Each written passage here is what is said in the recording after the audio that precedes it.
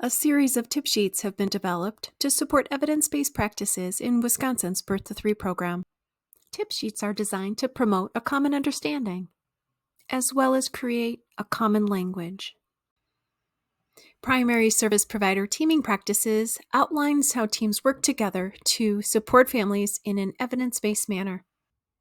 The tip sheet offers this definition: an approach to service delivery in which one member of an established multidisciplinary team is selected through a collaborative process to serve as the child and family's primary service provider, or PSP.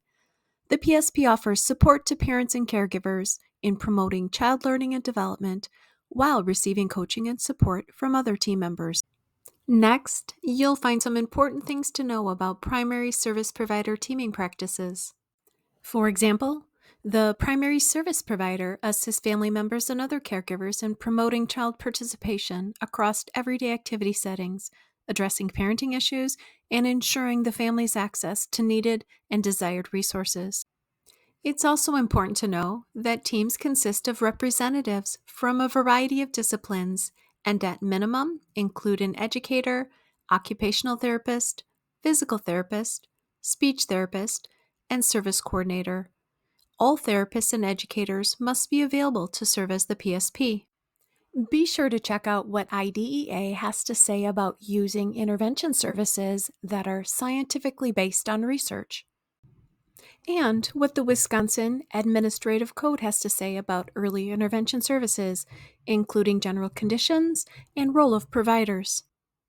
A link to the Birth to 3 program operations guide is offered for your convenience.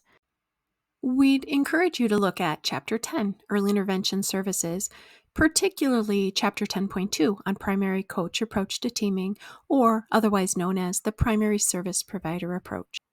Program benefits are provided for your review, as well as considerations for using primary service provider teaming practices in Part C Early Intervention. For example, selection.